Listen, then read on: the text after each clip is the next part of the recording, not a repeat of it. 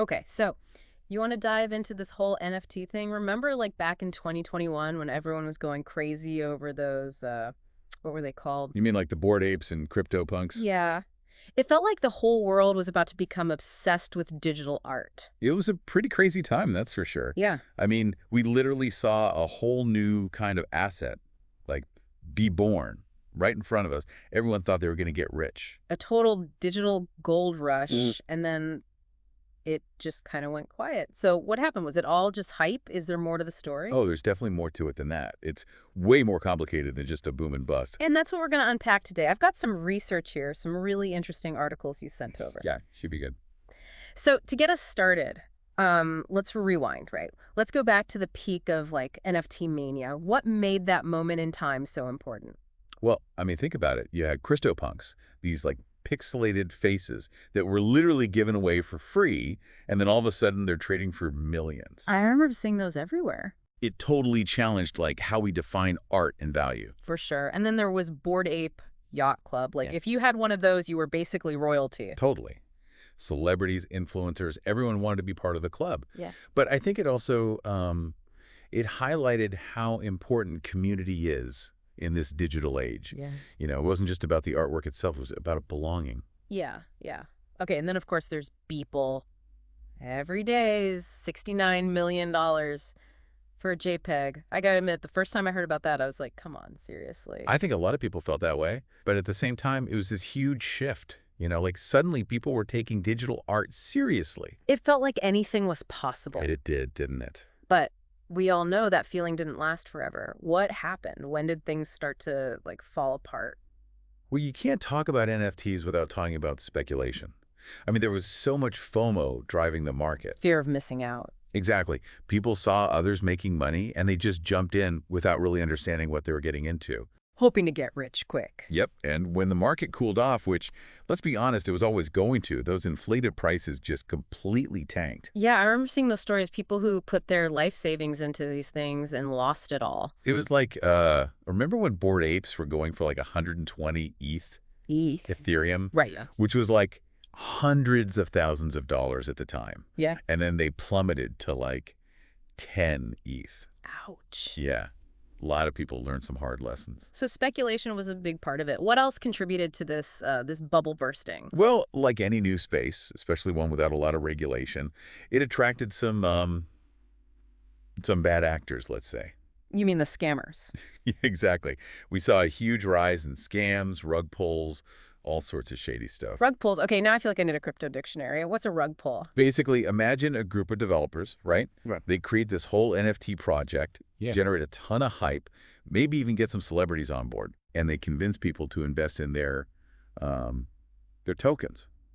Then, once they've got enough money, they just disappear. They take everyone's money and run. Gone. Vanished. Leaving everyone else with a bunch of worthless tokens. Wow, that's brutal. It is. It is. That's why it's so important to do your research. So we've got speculation, we've got scammers. You also mentioned something about regulatory hurdles, right? Yeah, so the SEC, you know, the ones who regulate the markets and all that, they started to take notice, and that kind of threw a wrench in things. Oh, so when the SEC gets involved, everyone starts to get a little nervous. Exactly. Suddenly, everyone's wondering if NFTs are going to be treated like, I don't know, like Beanie Babies or Bitcoin, you know. Right. There are some pretty different rules for those two things. Totally. And the SEC was worried that some of these NFT projects might actually be considered securities, which come with a whole other level of regulation. Oh, wow. Yeah, and they even sent one of those Oh, watch MLS. a Wells notice to OpenSea. OpenSea, the big NFT marketplace. Yeah, exactly. And a Wells notice, that's basically the SEC saying, hey, we're looking into you. So not exactly a ringing endorsement. Not at all. And that definitely made some investors nervous. I mean, it raised a lot of questions about the whole legal status of NFTs. So the Wild West was starting to get a little too wild. Yeah, you could say that. So where does that leave us? Like, is the NFT party over? I wouldn't say it's over. It's just different now. Different how? Well, I think we're moving away from all the speculation and hype and into something more practical. More practical. Okay. So you're saying there's still potential in the technology itself. Oh, absolutely. For example, have you heard of Bitcoin ordinals? Bitcoin ordinals, vaguely. Okay, well, so Bitcoin, Mhm. Everyone knows Bitcoin, right? It's like the OG cryptocurrency. Right. Super secure, decentralized. And now people are building NFTs on top of the Bitcoin blockchain. Okay, so it's like adding an extra layer of like legitimacy to NFTs. Yeah. But how does that actually work in the real world? Like what can we do with these things besides just buying and selling digital art? Well, that's where it gets really interesting. One of the most promising areas is this idea of tokenization. Tokenization, another one of those crypto buzzwords. Okay, fair enough. But imagine, like, being able to own a fraction of a piece of real estate through an NFT, or the digital rights to a song, or a patent. So instead of having like a deed or a copyright, you'd have an NFT. Exactly. It could completely change how we buy, sell, manage, you name it, all sorts of assets. Okay, so it's like taking something that exists in the real world and creating a digital version of it that can be traded and tracked and all that. Exactly. And it opens up a ton of possibilities. Like what? Give me an example. Okay, so let's say you're a musician, right? Okay. And you want to sell your music directly to your fans. Cut out the record label, keep more of the profits. Exactly. You could create NFTs for each of your songs, and fans could buy them. They own a piece of your work, and they might even share in its success down the line. That's kind of cool. Right. Or let's say you want to buy a house, but you can't afford the whole thing. With NFTs, you could potentially buy a fraction of the property. You'd have a token that represents your share, and you'd benefit if the property value goes up. So it's like crowdfunding for real estate, Kind of, yeah. but instead of just like getting a small return, you actually own part of the building. Exactly. And this could apply to like vintage cars, rare collectibles, even intellectual property. Right. We're talking about a whole new way of thinking about ownership. It's kind of a lot to wrap your head around. It is. But it's exciting. It could give more people access to things that were previously out of reach. Okay, but let's be real. Every new technology has its downsides. What about the challenges? What are some of the hurdles NFTs still need to overcome? Well, scalability is a big one. Yep. The technology needs to be able to handle way more transactions if it's going to be used on a large scale, like Yep. millions, billions of transactions. Yeah, it needs to be able to keep up. Right.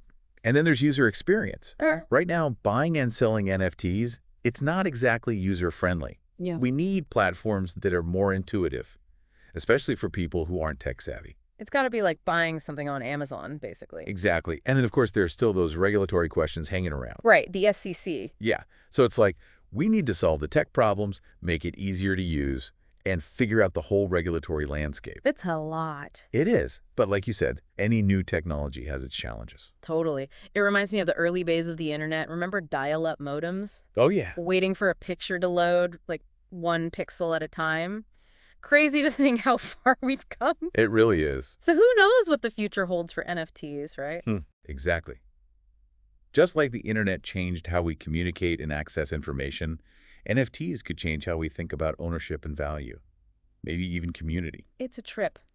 Okay, but before we go too far down that road, we were talking earlier about real-world applications for this stuff. I read something about NFTs being used in scientific research. NFTs and science. That's kind of blowing my mind right now. It's a whole other side of NFTs that most people don't even know about. Yeah. Right now, scientific funding is, well, it's a mess. It's slow, it's bureaucratic, and it usually favors these big institutions. Okay, so where do NFTs fit into all of this? So imagine you're a scientist, Right. and you're working on something huge, like a cure for cancer, Okay. but you need funding to keep going. Instead of chasing grants, you could create an NFT that represents a piece of any future intellectual property that comes out of your research. So it's like instead of a patent, you get an NFT. Kinda, yeah. Yeah. Investors could buy these NFTs, giving you the money you need. Yeah. And if your research is successful, those investors would share in the profits. Wow. So it's like investing in the future of like medicine and technology and stuff. Exactly. But it goes beyond just funding. NFTs can also help track and verify data, which is super important in science. To make sure that the data is accurate. Exactly. It's all about transparency and trust. Imagine a world where anyone could see exactly where scientific data came from, like a digital trail. That's actually a really cool idea, especially these days when it feels like everyone's questioning everything. Right. It could really help fight misinformation. Okay, so we've talked about art, real estate, science, the list goes on and on. But it's important to remember that NFTs aren't a magic bullet. There are always downsides. Always. Like for one, there's always the risk of scams. As NFTs become more popular, you're going to see scammers coming out of the woodwork trying to take advantage of people. So again, do your research. Don't get caught up in the hype. Exactly. And then there's the whole ethical side of things. Like, we got to make sure that NFTs are used responsibly. For example, what about their environmental impact? Oh, right. I've heard about that. All those servers and computers using up energy. Exactly. But the good news is that people are working on that, developing more sustainable platforms. We've got to support those efforts. Absolutely. Well, I gotta say, this has been a wild ride. NFTs are definitely a lot more than just those bored apes I keep hearing about. It's been fun to dive into it all. So, what do you think out there, listeners? Are you ready to jump into the world of NFTs? Or are you still a little unsure about it all? No matter what, one thing's for sure, this technology is changing fast. Keep your eyes peeled. Thanks for joining us for another deep dive.